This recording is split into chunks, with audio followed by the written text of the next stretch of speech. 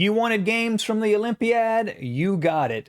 This game is from Grandmaster Gukesh from India, who just finished one of the great runs, really in modern chess history, winning 8 straight games against top-flight opponents. The last game of that 8-game winning streak was against Super Grandmaster Fabiano Caruana, and the game we're looking at today is the beginning of that streak. His opponent was Omran Al-Hosani from the United Arab Emirates, an international master. He has the white pieces. Gukesh has the black pieces. Let's jump right in. d4, knight f6, c4, g6, knight c3, bishop g7, e4, d6, bishop to e2, castles, and now bishop to e3. Something of a sideline on the King's Indian, but we've actually just looked at this in a game between Hikaru and Grishuk. And in that game, Grishuk with black played e5, d5, knight to a6. Gukesh takes a different approach. He plays knight to a6. The idea, he wants to play c5, taking advantage of the fact that this bishop on e3 has moved from c1. He wants to open up the long diagonal for his dark squared bishop. g4 was the response, threatening g5, kicking that knight away. c5 was played by Gukesh. d5 was the response. If white tries to play g5 here, by the way, knight g4 actually works. It hits this e3 bishop, irritating it. It looks like it's just losing a knight, but it doesn't work. After bishop takes knight, cd4, forking the knight and the bishop.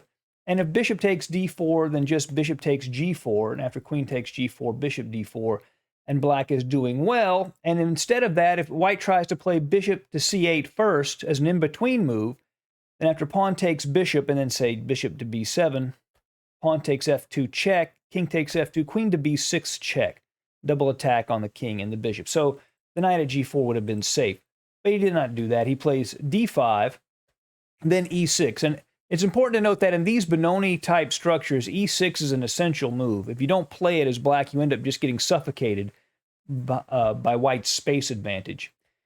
g5. Now he can play this move because the pawn at e6 blocks the bishop's access to g4. So the knight can't go to g4 now. Knight to h5. And computers look at this position and think that white is slightly better, but in fact, black has a huge plus score in my database. 8 out of 9 games, 2 draws, 7 wins. So in a practical sense, this is a strong position here. The most commonly played move is just bishop takes knight. After pawn takes, queen takes, after knight to b4, threatening a fork, say queen to e2 to stop it, then pawn takes, so you're taking b6, you're threatening bishop to a6, hitting the queen, rook to e8, and black's activity just gets out of hand. So Gukesh's opponent just plays queen to d2. f5. Now, this move is a novelty, and it's not a great move, truth be told, and I imagine Gukesh would probably not have played this if he was playing against someone like Carlsen. But what it does do is create immense complications and make his opponent make tough decisions over the board. So as a practical decision, it's a pretty good one, even if theoretically it's not so great. Bishop takes knight, pawn takes, and now already knight g to e2, white makes an error. The best way to do this is to play pawn takes f5, rook takes f5, and then after knight ge2, e5, knight to g3, white can begin to blockade on the weak e4 square, and he does it with tempo by hitting the rook.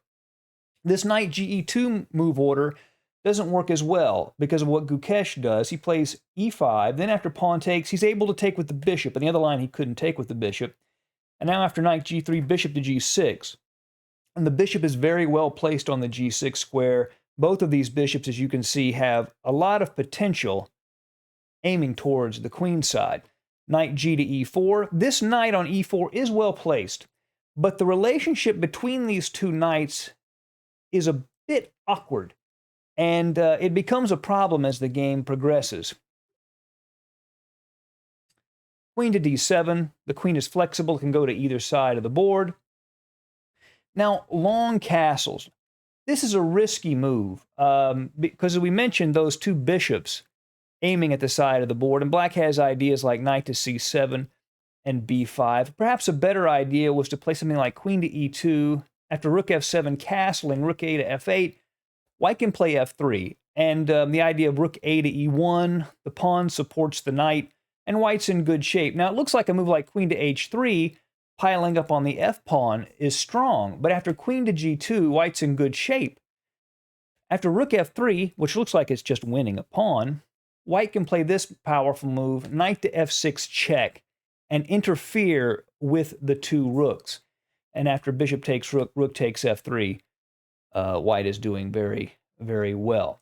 But instead he chose to castle long, and knight to b4, and he's already threatening knight to a2 check. And the knight at c3 can't take it because it would leave the knight on e4 undefended.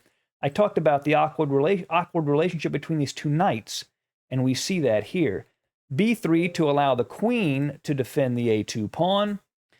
King to h8. Now, that's a very safe move. Probably not necessary, but I think Gukesh was happy with his position and just wanted to play a safety-first idea.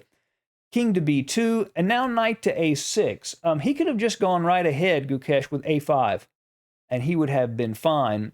He's threatening a4, and remember, this knight could not capture it because it would leave the knight on e4 undefended, and he would be opening up lines against the king. If white responded with a3, he could ignore the threat to his knight, just play queen to h3, and after pawn takes knight, pawn takes pawn, again, the pawn hits the knight that defends the knight at e4, so black gets the open a file and restores the material balance.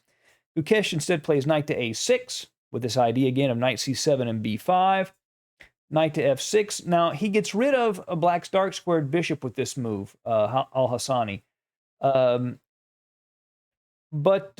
he gives up a pawn, and you know, the bishop wasn't open just yet. So it's an interesting decision. Whether it's good or not, it's sort of a theoretical question, but it's an interesting choice. But Gukesh is now up a pawn. a3 controlling the b4 square, rook a to f8, doubling on the half-open f-file, rook d to f1, rook to f3, penetrating into the position, and black still has this idea of knight c7, b5, rook hg1, knight c7, preparing that idea, and now rook to g3. And now, instead of playing b5, which he looks like Gukesh was setting up for, he plays the move knight to e8, changing his strategy. Well, why not just go ahead and play b5? Well, it doesn't quite work in this position, because after rook takes rook, rook takes rook, pawn takes. If he recaptures with the knight, then queen to e2, with a double attack on the knight and the rook, so it would not work in that position. So instead, he decides to go to e8 and route the knight via g7 to this very strong f5 square. Rook f to g1, knight to g7, beginning that process, exchanging a pair of rooks, rook to g3, and Gukesh does not want to exchange all the rooks. He wants to keep some pieces on the board to take advantage of his strengths and the lack of safety of white's king.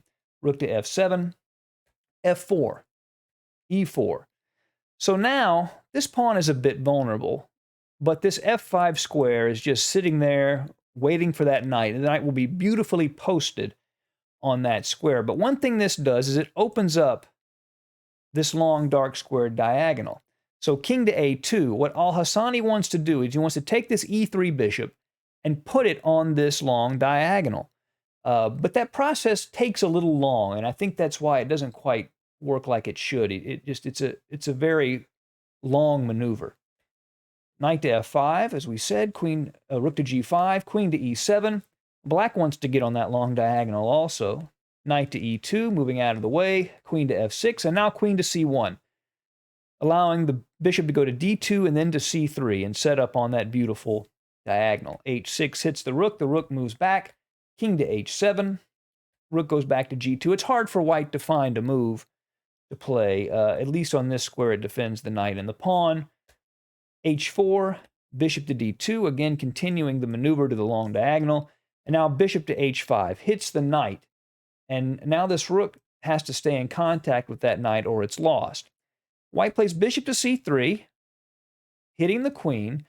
But it looks like Gukesh has already worked all of this out. This does look very dangerous, but it looks like he's worked this out. The queen moves to e7, and now bishop to b2. What Al-Hosani wants to do is play the queen to c3 and really cause some trouble down here. It would be mate on h8 if black did not stop it. But now h3 hits the rook. And if the rook goes to g1, of course, he just loses the knight. If the rook goes to f2, then just e3. And now the rook has nowhere to go and it moves away. The knight is lost. So Instead, he just plays the queen immediately to c3. For the moment, mate is threatened on h8 because the rook controls that file, so he takes the rook. Queen to h8 check, king to g6, and Gukesh has worked all of this out. Queen to g8 check, blocks with the rook, bishop to g7, and this next move, which is the final move of the game, is just, to me, it's a beautiful move. It's just a beautiful way to end the game. It just seems obvious that black would just take the bishop, right? I mean, what else would you do? Well, after queen to e8 check, I mean, black is winning here, but it's, if the king moves to h7, you know, he gets that bishop. If the queen blocks, he gets the pawn. I mean, yeah, black's winning, but white doesn't have to resign quite yet. But after queen to f7, there are no checks. And after queen takes queen, king takes queen, it's a double attack on the bishop and the knight. The knight has to, you know, basically move g1, king g7, and white has zero counterplay. And this is actually a much more efficient victory. So you can tell with a move like this that Gukesh is in top form and playing very good chess. And again, this was the beginning of a very impressive winning streak. I hope you enjoyed the game. See you again soon at Chess Dog. Goodbye.